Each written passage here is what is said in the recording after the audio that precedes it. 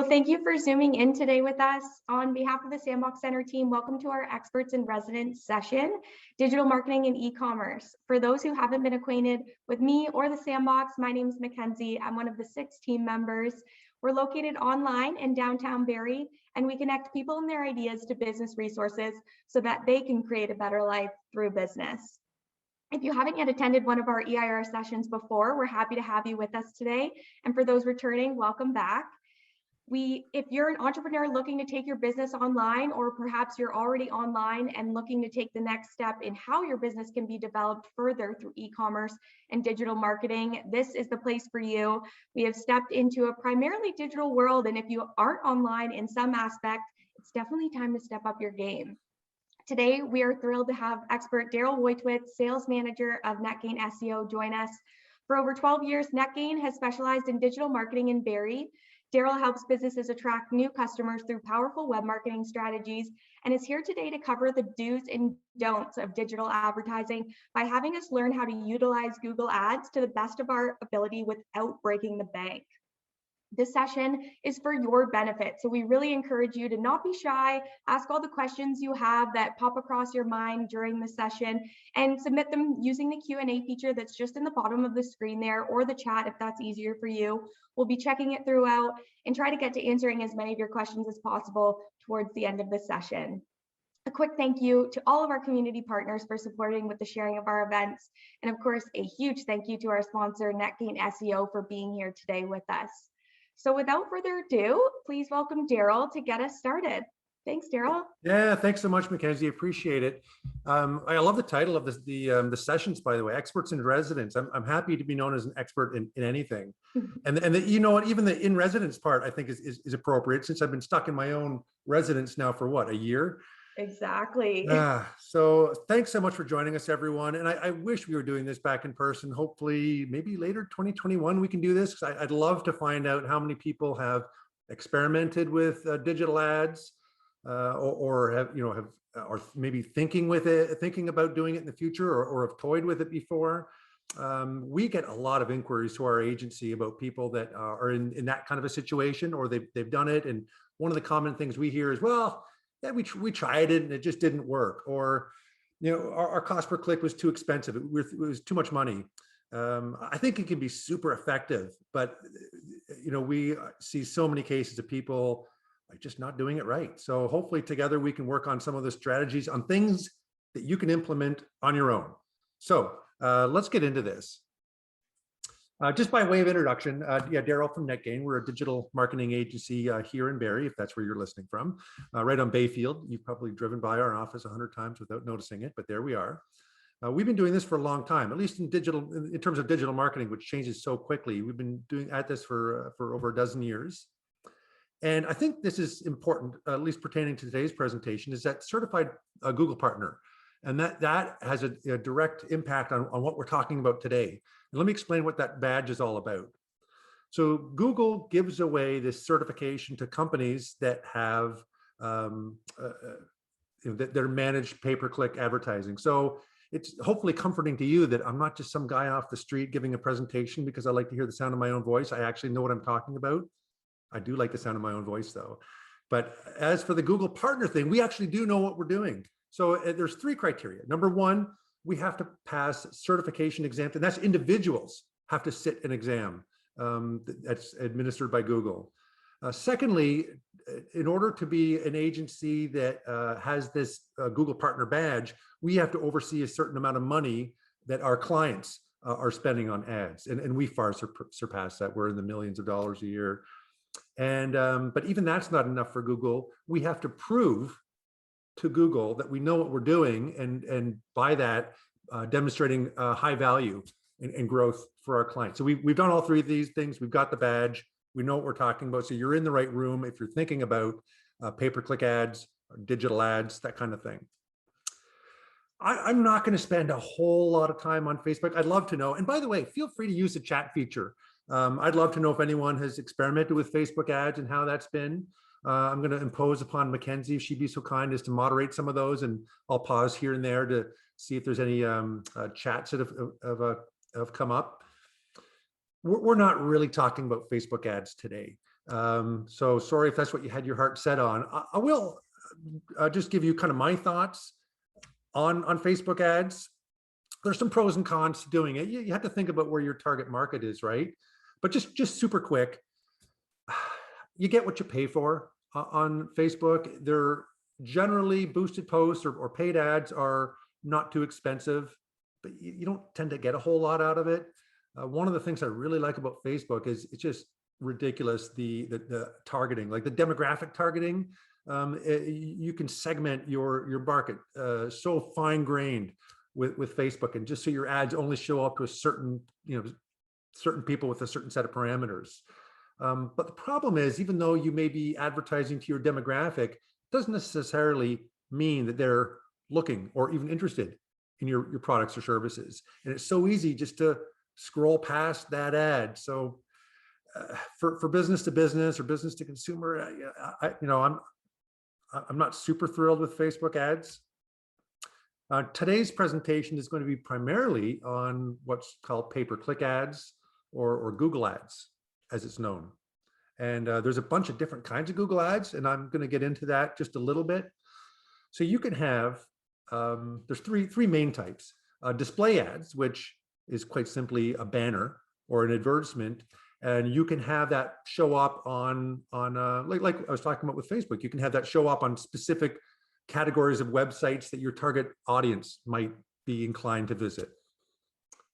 There's another thing called remarketing ads, and we're not going to do too much of a deep dive on what a remarketing ad is, or you may have heard them as a retargeting ad.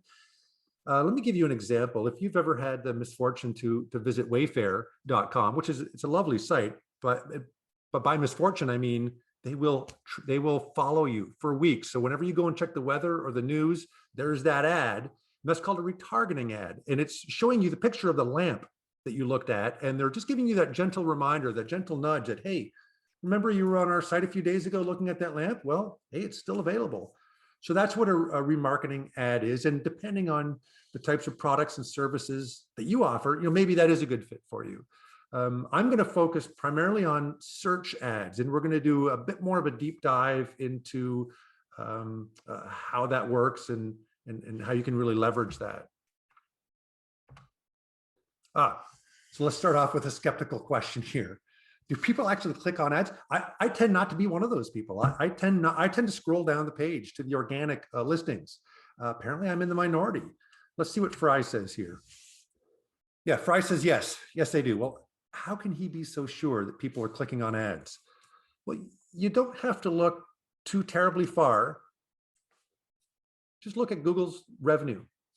And I can't see, I've got a window on my screen, but what is 180 billion with a B dollars in revenue last year. Now think about that for a second. Google's main product is a search engine, which they give away for free. Anyone can use this thing. The only way that Google makes money is by people clicking on ads. So back to that question about, do people click on ads? I would argue, yes, they do, to the tune of $180 billion. So even if it's not you, somebody is clicking on these things. So let's run a sample ad or a mock search rather. Let's say I am interested in getting a hot tub. So we'll pretend that I'm typing this into my search bar or doing a voice search, of course. And you could do, I could tell Google that I want like a hot tub supplier in Barrie, but generally Google knows where you're searching from. So you don't necessarily need what we call that geographic modifier, that city name. So just hot tubs. Let's see what we get. So we're taking a critical look at what happens when you hit the enter button. So the first thing, and this is, you can search for just about anything, any product or service you can think of. The first thing you're going to see are pay-per-click ads. And you know that, of course, because it's got that word ad beside it. So it used to be you'd see 2, maybe 3. I mean, these days we're seeing 4 ads at the top of the page and another 2 or 3 ads at the bottom of the page. So depending on your specific industry, there's going to be different levels of competition. So obviously this is a pretty high competitive industry. Now, one thing that fascinates me, if you'll just indulge me in a little detour down memory lane here, it wasn't that long ago where the ads page looked, or the Google search result page looked like this, where it was abundantly clear what an ad was, because you can see that yellow box that says ad. So those actually had the counterintuitive effect of scaring people away. And I think of like a traffic light, green, amber, red. I had to think about the last one. That amber or that orange color kind of has that, whoa, whoa, whoa, hey, are you sure you want to click here? Because this is an ad. So it didn't take long for Google to be aware of that. And they changed that yellow or orange ad icon to a green one. Green for go, makes sense. And they saw dramatic increases in click-through rates of ads, which again is how Google makes their money, right? And as you'll notice from that previous slide, let me go back again. They've now done away with the green ad. You don't see that anymore. It used to be green, like a solid word ad, and then it was a hollow, and then they finally changed to black. And not that they're trying to trick anybody, but they are just being really subtle about the fact that you're clicking on an ad. So the end result is, people may not even be super aware that they're clicking on an ad, which helps increase Google's ad revenue. So here's what that same search might look like on your smartphone, on your Samsung or your iPhone. Again, it's pretty easy to overlook. If you're scrolling through a phone, buying a hot tub, it's pretty easy to overlook the fact that you're clicking on an ad. So there's an argument to be running ads if you want to show up at the top of the screen. And if you think about if you're searching for a local service or local product where you have to go to a store, or maybe a service where they come to you, you're going to get that the map section. We call it the Google Map Stack, or the local 3-pack. You can even advertise in there. So if your ads are configured properly, so for this particular company I've highlighted here, you've got 3 organic map stack rankings, and then boom, there's that ad, which again is at the top, and it's easy to click on without even knowing as a consumer that you're clicking on an ad. Make sense? So why would you run ads to begin with? I think these days, especially in the last year, we've seen an immediacy, meaning someone wants something, they want it now. So every search is just loaded with intent, meaning they're not just searching for fun. If they're searching for a product or service, it's because they want it and they want it now. So here I've done a search. This is an iPhone 12 representation of a search for a real estate agent in Barrie. And again, the first thing I see is ads. So you kind of put yourself in the shoes of the consumer. Are they going to want to scroll all the way down the page to see your organic listing? No, probably not. People with their short little attention spans and immediate desire for information, chances are they're going to click on one of the first things that they see in a Google search, which more often than not is an ad. A couple more thoughts here about why you would run an ad. So even if you're ranking, even if you're killing it on organic rankings, the natural search engine rankings that not paid or anything, you could be running page 1, position 1. But gone are the days where page 1, position 1 meant that you were at the top of the page. So as you can see from that search I've done over on the right, kind of a screenshot, which I've zoomed out a little bit, looks like I was searching for, I think wedding photographer was just the search parameter that I did. So even if you are page 1, position 1 on your organic ranking, the user is still forced to scroll past all those ads. So those first 3 you see at the top are ads. Then they have to scroll through that map section, which I just talked about, with 3 or 4 more entries. So it's halfway down the page before you're even getting into your organic listings. And people just don't have that patience anymore. They're going to click on whatever pops up first. In a perfect world, you're ranking number 1 or 2 on the ads, number 1 or 2 in the map stack, and number 1, 2, or 3 on the organic rankings. But listen, and we do this day in and day out. We're very much an SEO company, search engine optimization. It is getting more and more difficult to rank organically, and for a few reasons. Number 1, Google is way more sophisticated than they ever used to be on who is deserving of ranking in position 1, 2, or 3. They're not just looking at your website, but they're looking at how people interact with your website? How long are they spending on your site? Are they taking any action? Are they visiting any other pages? Those kind of things. Google's placing a higher priority. So you better have a pretty snazzy site if you're expecting to impress Google. And if you're just starting a business, you're probably a year away from ranking anywhere near the first page. So I would suggest that the only way to get on the first page for that incubation period of that year is you're gonna have to bite the bullet and pay your way onto the first page. And by paying your way, of course, I'm talking about pay-per-click ads. A couple of things working against you on the organic results is depending on your industry, a lot of your competitors, even if they're an upstart competitor that's only been around for like a year or so, and maybe you've been in business for 5 or 10 years, all it takes is a really marketing savvy competitor, and they'll find ways to outrank you. And I wrote here, you'll see directories and aggregators. My search here on the wedding photographer is a good example. There's all sorts of directories. I think Wedding Wire was one of them, and there's a bunch. So you get these national directories that list every wedding company that has anything to do with the wedding industry, and they will outrank all the local wedding photographers and all the local event venues. So I don't mean to be all doom and gloom on you, but those to me are some compelling reasons that even if you were ranking well, that ads still make sense to run. And to me, there's 3 real benefits to running those search ads in particular. And the absolute biggest one is reaching customers at the exact moment that they need your product or service.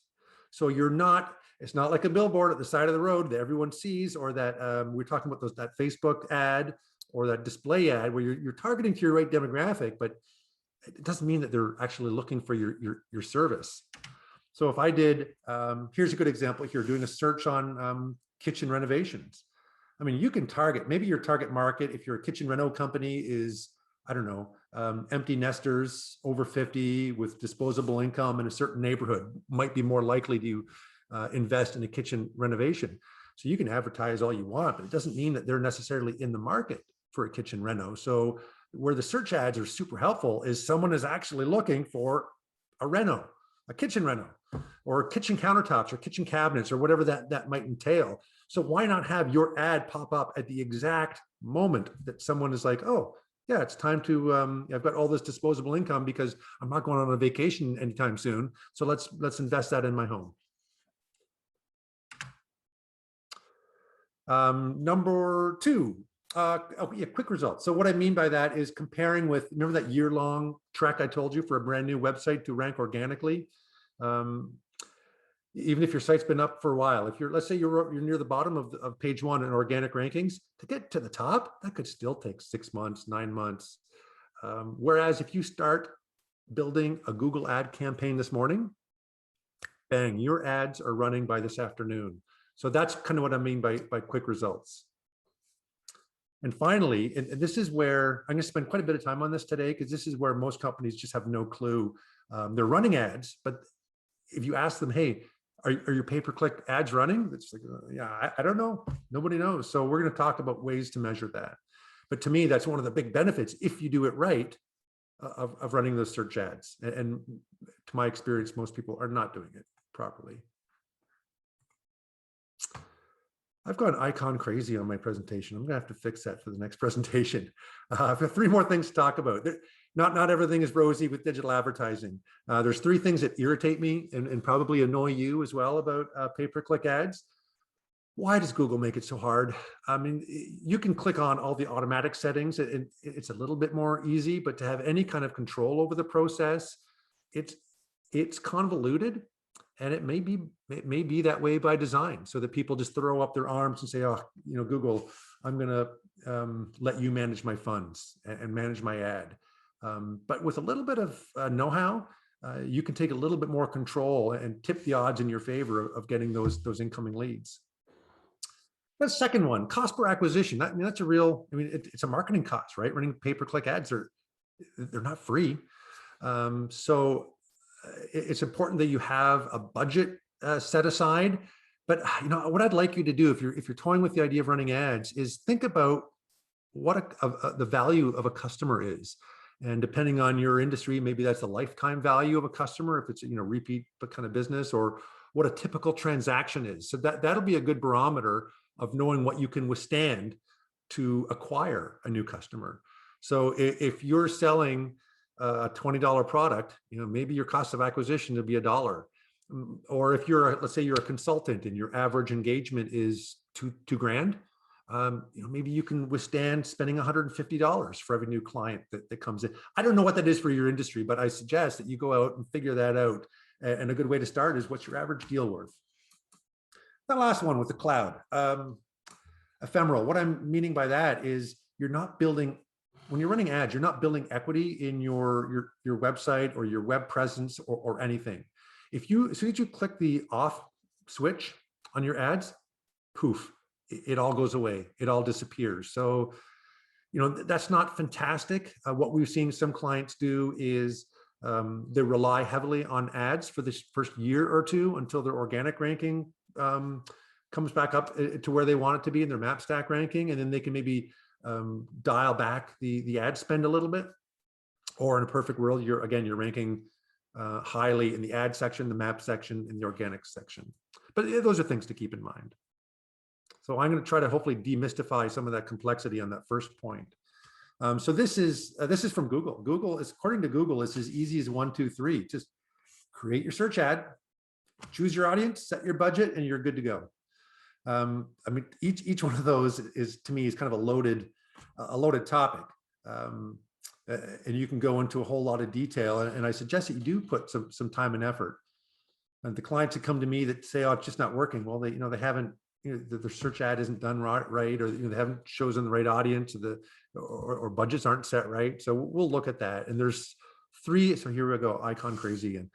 There's 3 main ideas that I want to talk about today. That the idea of a landing page, when someone clicks on your ad, where do they go? We're going to talk about and I'm not going to get into super detail here. I'm just going to give you some just general configuration ideas. And then, to me, the most important thing is, if you're going to do this, you got to be able to measure, what does success look like? Because Google will gladly take your money. It's up to you to decide whether that money is being spent wisely. And if you're running a business, this is as important as watching your inventory levels, or watching how much you're spending on staffing, or all those other things. This marketing is a important metric. So let's first of all start with the idea of a landing page. So what is Daryl talking about here? When people click on your ad, where are you going to send them? Your homepage, I guess, kind of makes most sense, right? And this is what we see. Most ads are set up this way. And I would argue that's the wrong place. So I've got a representation of what your homepage might look like. I haven't seen your homepage, but depending on your types of services and products, you may have a lot of things going on. So someone's clicked on your ad. You just spent $6 or whatever that number is on someone to go to your homepage, and then everything in yellow is a link or a button they can click on. So if you count them up, there's, I don't know, like 37 different, I call them like escape exits. So the thing that you want them to do is in red there, that red box. That's the focus of your ad. But you've given them all these other distractions. You've got, at the bottom of the page, you may have your links to your social media and your YouTube channel. And what if they click on that? Then they're watching those images of the volcano exploding in Iceland that you may have seen over the last couple of days. And then they forget the whole reason that they even clicked on your ad. So to me, there's a better way to do this. And it's not super complicated, but it's to create a landing page. And there's ways that you can strip out all that navigation. And I'm going to show you a live example in a moment.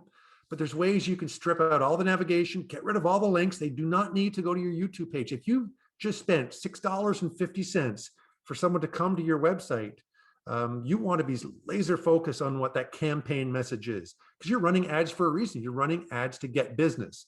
So let's focus on what that is. I don't want them going to your About Us page or your company history page or looking at all your service offerings. You've done an ad specifically for your one type of service or your one type of product. So let's get a conversion.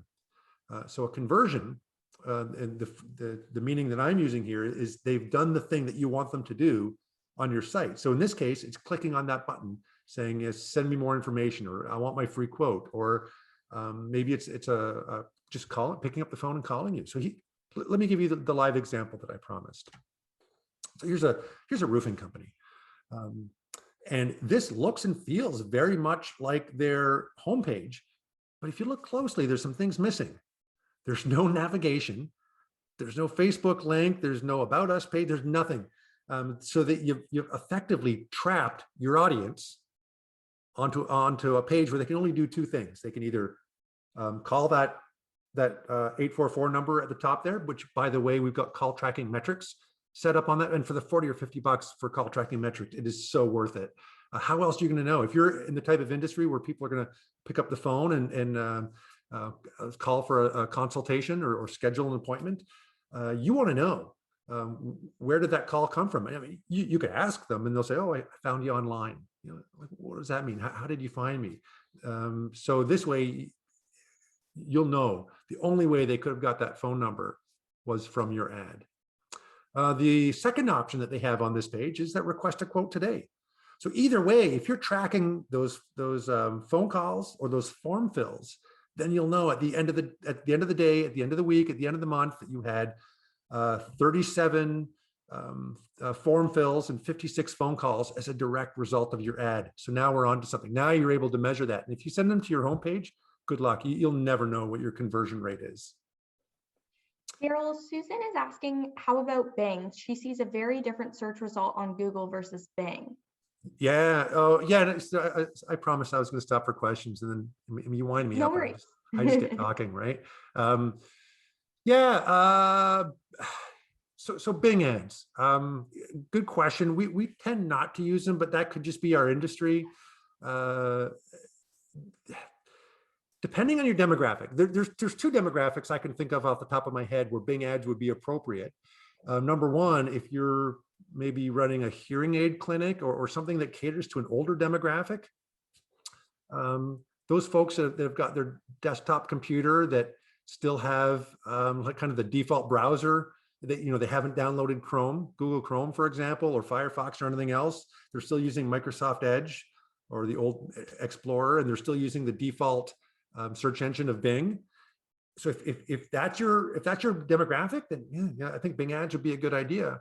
Another one is federal government, and I'm not so sure in Canada, but I know a lot of agencies, government agencies in the States, they're not allowed to install anything else than what comes with Windows and Bing as a search engine. So if your key clients fit one of those two categories, and there may be others, then I think Bing ads would be pretty good, and they're still pretty cheap. But it's just, if you look at the stats on search engine use, like Bing has got like 2%, 3%, 4%. You know, it's really low single digits. So I would tend to argue, let's put your ads where the eyes are going to see them. Hopefully that addresses your question. Anything else? Any other questions pop up, Mackenzie, before I plow forward? There are a couple, but there's only one that you might actually just be about to speak towards, and it's, what's the best way to decide what ad wins in a test? Example, what's the best metric to measure? So I think you might touch on this right here. Super good question. Stay tuned. I'm going to cover that if I'm understanding the question correctly. But this might actually allude to your question a little bit, and I've got some other metrics down the road. But one of the beautiful things about running a dedicated landing page is that you don't just have to, when people click on your ad, you don't just have to give them one landing page. You can serve up two. So 50% of your audience gets option A, 50% of your audience gets option B, and you've maybe done some changes, some layout changes, or maybe you changed some copywriting, or your call to action buttons have different phrasing or different color, or whatever it is that you've tweaked. And then we always get surprised. We'll take a landing page that I don't like the look of, but it outperforms, the other landing page. So you have to go with what the data tells you. And if you're getting a 35% conversion rate on your landing page option B, and then only a 10% conversion rate on the other, ditch the other one and go with the high performing one. Then you can take that and tweak it again and do a new test, and a continual effort to get the highest converting web page possible. And again, when I say converting, I mean they've called your phone number, or they've clicked on that thing that you want them to click on. So let's switch gears a little bit and talk about some campaign configuration. And I promise you, I'm not going to get super technical, but there's just some things that hopefully are easy for you to do once you're in that dashboard of Google Ads. Number one is scheduling. If you're in a business, and again, I wish I could ask you folks, but if you're in a business to business type of industry, then running your ads from 9 to 5 makes most sense. Don't run your ads at 2 in the morning on a Saturday, because no one's going to click on them. And if they do click on it, they have no intention of purchasing. So your conversion rates will be terrible. Just run your ads when people are most likely. Again, depending on what it is that your industry is. And in this particular example, I can tell it's kind of like a heat map, and I can tell just from a glance that for whatever reason, Friday morning is prime time for my ads. We get more people clicking on them. So then armed with that information, what you can do is make bid adjustments. So you'll say, hey, Friday morning is prime time for our service. I want to make sure that my ad shows up. So you're going to have a little bit more budget, and maybe even have a higher threshold for how much you're willing to spend on a click, because Friday mornings are your prime time in this particular example. So speaking of bid adjustments, let's talk about different ways that you can make those adjustments. The number one, the default method is just Google will take care of it. Sure, they will. They're happy to spend your money. So you can allow them to do that. And I don't think there's anything nefarious going on necessarily with Google, but to me, I want to have a little bit more control over it, like that. The second bullet point there that I mentioned, the time of day, which seems like a pretty obvious one. You can even do bid adjustments on keyword, and we're going to dive into keywords in just a moment, but you may find that you have a collection of keywords and certain ones outperform other ones. Get rid of the non-performing ones and put a little bit more budget towards the ones that are doing well for you. A couple of other things you can do bid adjustments on is the device that people are using to search, if that's of interest to you. Or to me, the location is a more important one. If you're a service-based company, or it doesn't work necessarily so well for national companies, but if you're serving, for example, Barrie and surrounding area, you can have your ad showing up in Orillia, Collingwood, Midland, Elmville, Newmarket. Maybe you have a preference perhaps for downtown Barrie, so you have a higher click rate and bid adjustment for those. But Google is really good at giving you that granularity for geographic based searches. And if you're looking to open up a market into a new area, this is a great way to do it. Okay, so keywords. I have some advice for you, because that's going to be kind of step one on Google's thing is, they say set up your ad. Well, what does that mean? It means start collecting keywords or key phrases. So one of the mistakes I often see being made is people are using industry jargon, or they're just not putting themselves in the customer's shoes. And that would be my number one piece of advice when selecting keywords that will trigger your ad showing up.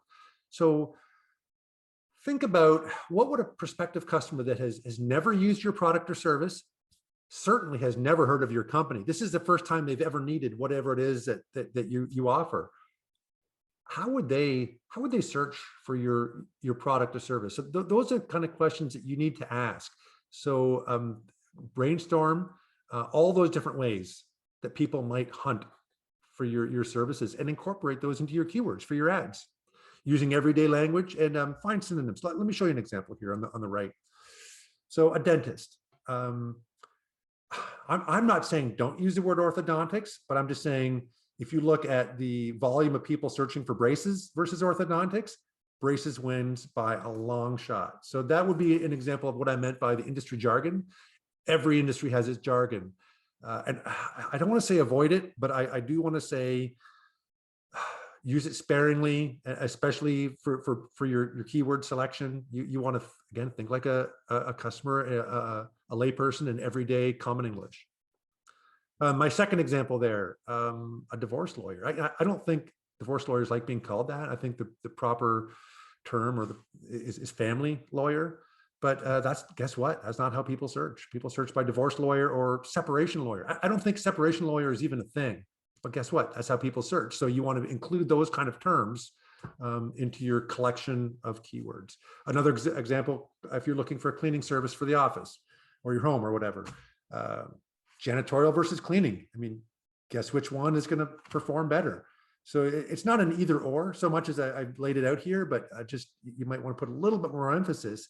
So once you've got those keywords together, don't let me tell you which ones are going to perform well. These are things you need to be logging in like once a week or once a month, and you should be looking at which are the keywords that are performing well, and increase your bidding on those keywords, and maybe eliminate some of those ones that are just duds, that aren't performing.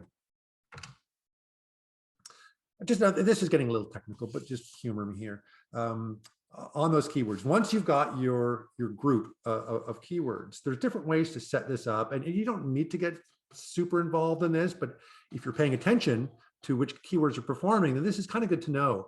The Google's default is a broad match keyword. So in my example here, I've used website design, but by broad matching means that you're casting a wider net.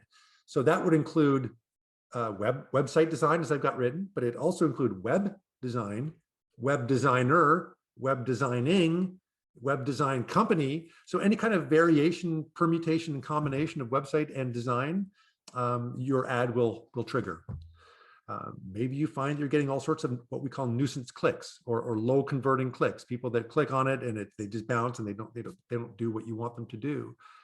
So maybe if you need to refine that more, you could use exact match keywords. So it's people have to type this exact word in or this exact phrase. Same thing with the phrase match. If it's a long phrase, I only want my ad to fire if this entire phrase pops up. And you can get into some more variation there with the modified broad match. But the one final thing I want to point your attention to is negative keywords can be just as important as regular keywords. So by way of example, let's say that NetGain does not offer web hosting. Turns out that we do, but it's not a moneymaker for it. We offer it as a convenience to our clients. So I don't really want to be spending money on anyone doing a search for website hosting. So I would set that as a negative keyword so that my ad does not trigger. If anyone does a search with the word hosting in there, because there's a risk that if they type in website hosting that my ad pops up where I don't want it to. So you may have to think of another example, could be a pet store. And maybe they offer whole food, pet food, or whatever those, or training services, but they don't offer grooming. So they don't want their ad to show up for pet grooming. So grooming would be a pretty important negative keyword. Hopefully that makes sense. I won't spend too much more time on this. Before I switch gears, this is kind of the final chapter of my presentation. Did any more questions percolate up there? Absolutely. Somebody's wondering if case matters when using keywords. So example, capital versus small letters when plugging those in. No, it ought not to. I'm just trying to think of a proper noun, like a brand name, but even then, I don't think it matters. Yeah, even on brand name, it's kind of like an email address where you can use capital or lowercase.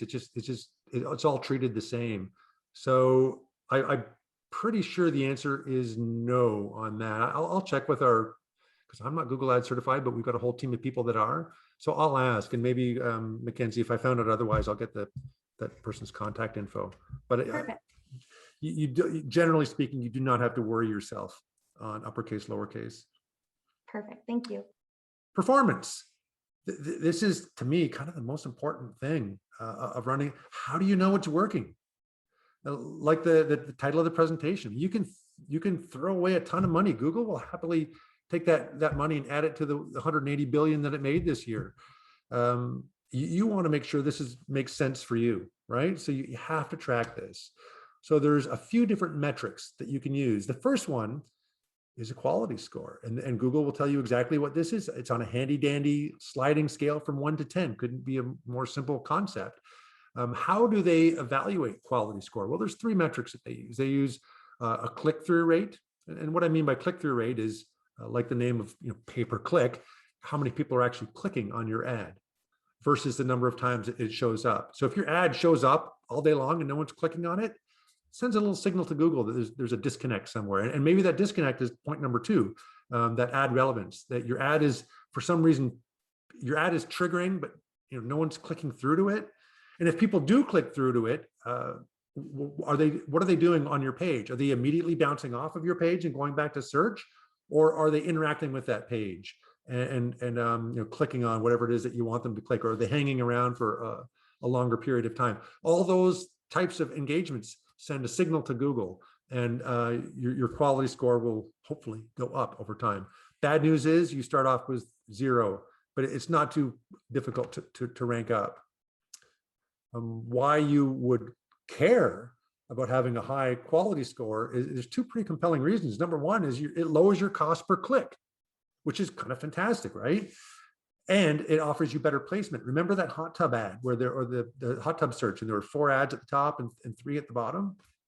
Wouldn't you, if you're running an ad for hot tubs or whatever it is your product, wouldn't you rather be in one of those top 2 or 3 placements and be spending less than your competitors? So there's something just to keep an eye on as you Google quality score. All right, next, your click-through rate. Well, how are you supposed to know if your click-through rate is good or bad? I'm going to give you a little bit more details on that in a few minutes. Most people get hung up on cost per click, and not to say that it's not important, but to me, there are more important metrics than whatever your cost per click is. Hey, let me ask you, is $2 a good click rate? Or what about $17? Like, I don't know. What if you've got $2 click rate, but you're only getting like 1 person out of 100 that after they click on your ad that actually calls you or orders your product or whatever? Well, then that low click rate isn't helping you. What you should be focused on is that 4th bullet there, that cost per lead. To me, is one of the more important metrics. It's also called a conversion rate. And then finally, the last bullet is something that you should measure. I can't help you with this, your cost per acquisition. So they've clicked on your ad, they like your offer, they have contacted you. Now the ball's in your court. It's up to you to close that client or sell them whatever product or service. All I would say is by the time that they've gone through all the trouble of getting this far, the number of times that we see a client fumble the ball on the 1-yard line, it's astounding. And I mean, there's things that you can do to tip the odds in your favor, but I would like to think you got a high cost per acquisition. So just in my final couple slides here, and we will probably finish maybe a few minutes early, leaving time for calls or letting you get on with your day. But let me just run through an example. So you can think of this like a sales funnel. The number of times that your ad is displayed. So somebody has searched for your type of product or service, and your ad shows up. That's called an impression. But what good does that do you? It doesn't do you any good until somebody clicks on that ad, right? So hence the term, pay per click. But that still doesn't guarantee you anything, because you could be having all sorts of people clicking and nobody buying. So what good is that? You're kind of throwing your money away. The thing you should be focused on is how many leads that are being generated. And that's that conversion rate that I was talking about. And then finally, again, the one that I cannot help you with is what you do with those leads. So in an ideal world, this funnel is looking more like a fire hose. So you don't want a funnel like this. You're ideally closing that gap to look like this. So let's plug some numbers into this. And these numbers are all, I mean, they're realistic numbers, but they're fictitious. So you'd want to be plugging in your own numbers, but the reason I'm sharing this with you is just so you know the things to be looking at. So let's do an example. Let's say your ad shows up, your Google search ad shows up 10,000 times. It could be per day, per week, per month. It doesn't matter, just 10,000 impressions. So what is a healthy click-through rate? It kind of depends, but realistically, you're going to expect somewhere in the single digits. I would suggest if you're anything below 1%, that we may have a problem there. Can you expect a 3 or 4% click-through rate? Probably not at the start, but as your campaign matures and you're paying attention to all those keywords, you can expect a higher click-through rate. But a good, a decent starting click-through rate is 2%. So out of those 10,000 people, you get 200 clicks. Now, what about a conversion rate? That's the most important thing. That's the whole concept of the landing page. That if you're sending them to a homepage, there's two strikes against you. Number one is there's so many escape exits that you're distracting them from the focus of your ad campaign. And number two, most companies have they have no way of measuring it. And I don't know how you measure it without a dedicated landing page. So let's say a 20% conversion rate. We see clients with 30 and 40% conversion rates. We also see them with 9 and 10% conversion rates. So 20% is certainly something to aspire to, and I think that's a realistic number. The closing ratio. This depends on you. So some of my clients are reporting back 80 and 90% closing ratios, but that is dependent on their specific industry where maybe it's easier to close. As a consumer, I'm usually getting 3 quotes on like a bigger ticket item, or if I'm a business, I may be obligated to get 3 different quotes. So just by sheer numbers, your closing ratio maybe should be better than 25%, maybe it should be 33%. But these are things you should be looking at as a company, regardless of whether it comes in as a pay-per-click ad or comes in some other way. What's your closing rate? So in this example, I'm using a 25% closing, which gives you 10 sales. So now let's plug some dollars into this. How much do those impressions cost you? Nothing. It's called pay per click. So you don't get charged until someone clicks on your ad. So what is your click rate? I don't know what your click rate is going to be. I'm going to use an example of $5. Maybe for you it's $1 or $2, which is still doable. And depending on your industry, we see that in some major markets, some low click rates. We also see $12, $17. A lot depends on the market you're serving, and probably more importantly, your competitors. So you saw how busy that hot tub search was that I did, right? So I would expect it's going to be a higher click rate, but they're probably okay with that. I don't know what a hot tub is for. Mackenzie, $10,000? Does that get you a hot tub these days? Oh man, I wish. I hope so. I have no idea. So are you willing to spend $5 per click? Probably. $10, 15, 20? Yeah, maybe. A lot depends on what that conversion rate is. So if your conversion rate is at 20%, you spent $5 per click, and 25% or 20% of those people have actually reached out to you. That's $25 per lead. And I think back to that roofing example. I don't know what a roof costs, but it's probably in that like $8,000 or $9,000 range, I would think. So as a business owner, are you willing to spend? Can you withstand that $25 per lead for an $8,000 roof? Yeah, I would think so, right? But if your product is only a $100 product or an $80 product, 25 is getting pretty expensive, because don't forget, that's just a conversion. It doesn't mean that you close a business. So that next step on that closing ratio of that 25%, which is an exercise I really encourage you to do. In this example, it's costing you, your cost of acquisition is $100. So really, you got to work the math backwards and see if it makes sense for you. If your product or service is $80, then no, this is not a good fit unless you got a way better conversion rate or a way lower per click rate. But if I don't know what real estate agents make on a home transaction, but from my recollection, it's pretty generous. So if you're making, I don't know, $5,000 or $10,000 on a home sale in Barrie, again, I'm just speculating.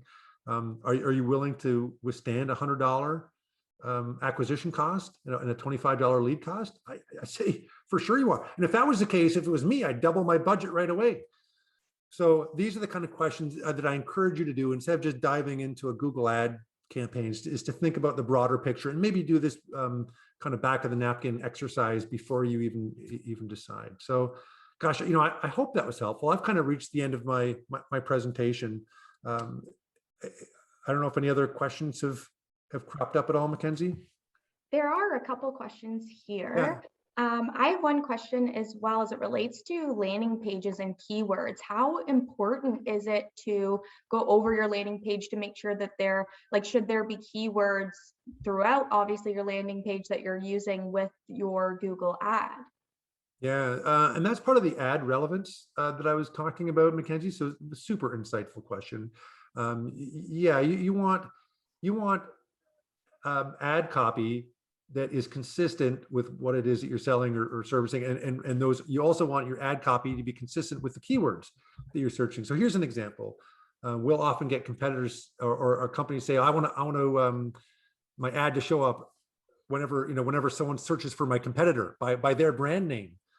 Well, sure, you can do that. But if Google takes a look, and Google will read the copy on that page, and if it doesn't see your competitor's name, Google's like, oh, there's kind of a mismatch here, that you've used your competitor's name so that your ad will show up, but nowhere in the copy of your website does your competitor's name crop up. That'll hurt your quality score. Mm. Okay, perfect. And the second reason is I can't stress enough. This is your one shot at convincing a prospective customer that you are the right company for them. So you want to have really compelling ad copy, really persuasive text and writing on that page. For sure. And I loved how you mentioned to avoid like the jargon and the buzzwords where you can as possible. Somebody's asking, for a company just starting up, do you have any tips on how we should approach paid ads? We're worried we will put money where it won't pay off and not sure where to start. So what would be maybe your first piece? Yeah, of well, advice know your demographic. Maybe search ads aren't right for you, depending on your product and your demographic. Maybe Instagram ads or Facebook ads or Twitter. But if you are running search ads, and if you're a new company, the bad news that I shared earlier is that you are about a year away from ranking anywhere near the first page on organic search results. So step one for you is do that back of the napkin exercise to find out what you're willing to withstand for a cost per acquisition, and then kind of work backwards to say, okay, does it make sense? And I'm always available, by the way. This is kind of our business. So if you wanted to just jump on a 15-minute phone call, there's no charge for that. I'm happy just to talk through that with people with their specific situation. And that's always a thing doing webinar. Kind of have to keep things general, and it's unfortunate that we can't be interactive until we're face-to-face again. For sure. The last question we have here is, are Google Ads transferable? Another question popped in, so that's awesome. Are Google Ads transferable to other platforms? For example, if I pay for a Google ad, will it only show up on Google? Generally, yeah, unless, again, unless our SEO experts can direct me otherwise. The only transferability that I can think of is within Google's kingdom. So what I mean is that your search ad will show up, but also that map stack ad. So for your ad to show up in the map stack, it's all part of Google Ads. But you can't take that. I'm not exactly sure what where you're hoping to take it, but it would have to stay on some sort of Google platform or product. Okay. And Paul's asking, is there any way to use a competitor's name in an ad? So I know you briefly mentioned before how kind of using a competitor's name would kind of give you a bad score, but yeah, it's not great. It'll probably do more harm than good using a direct competitor's name, but we've had some fun before where depending on what the competitor's name is, you can kind of take some of the elements from that and kind of work it into your copywriting and work it into your keywords, but generally it's not good practice, and Google will see through that. Plus we end up getting nuisance clicks, right? Where an example of a nuisance click where someone's used a competitor's name and it's kind of backfired on them is they get all these calls saying, oh, I want to pay my bill. Again, depending on your industry, you get a call saying, I want to pay my bill. Well, the person has gone on, searched for the competitor, your ad has showed up, and again, people with a short little attention span click on the first thing that they see, and then you've just wasted $12 or $9 or whatever your click rate is for something that's not even pertaining at all to your business. Someone's just calling for technical help or to pay a bill or something that's not even related to you. So it can backfire. It's not good practice. Right. And it kind of reminds me of using a different location as well for where you're actually not located. I mean, I know that it sometimes can be used in good purposes. And I mean, the other day when I was driving down and saw the Toronto skydiving, but it's located in Cookstown or something, right, and they use that as their name. But I mean, how many times does people Google Toronto skydiving and they don't even know that they would have to drive up Yeah, towards north of the GTA to get to there. there's a lot of service area companies that are kind of in that boat where they offer their services throughout Simcoe County, York Region, or the GTA. You have to be a little bit mindful of spreading your ad budget a mile wide and an inch deep. So but Google understands, and there's ways that you can set this up that your ad is firing in an area that you're not located. NetGain is a good example. We can build a website for someone in Alaska, but and we have, but we're not going to necessarily. I don't want my ads running in Alaska particularly. I could, but it would affect my quality score too. And so, as a follow-up to that, Paul was asking what would be the harm by Google, like a lower organic ranking, or maybe you could touch on that. Yeah, so can you repeat that? So what would be the harm by Google? A lower organic ranking? So so good question. And if I'm understanding correctly, the two are there's a degree of separation between what Google thinks of your ads and what how it influences your organic ranking. And some people get in their head that, if I spend a ton of money with Google on the ads, it'll actually boost up my organic ranking on the others. That doesn't happen. So for positive or negative, the two are very distinct. So whatever you're doing on per-click ads has zero effect on. Google has stated this, and we haven't seen any evidence that that's the case. And I think that brings us to 10:59, Mackenzie. Perfect. We're right at the line. So if there's any other questions, shoot them over to Mackenzie. She'll email them to me, and I'm happy to get back in touch with you on those. Absolutely. We will. We have been recording, so we will send this presentation out afterwards as a resource for those who maybe couldn't make it today and registered and wanted to refer back, as well as the participants on the line today. Thank you so much, Daryl, as always, for bringing us your expertise. You are an expert in our residence anytime. Thanks so much. That was fun. Awesome. And thanks everybody for joining. If you're interested in learning more from our experts in residence sessions, like I mentioned before, they kind of vary month to month across different topics. So you can go check out our events calendar at sandboxcenter.com or follow us on social at Sandbox Center for all the updates on our upcoming sessions. I hope you have a wonderful rest of your week, and we hope to see you next time. Thanks so much.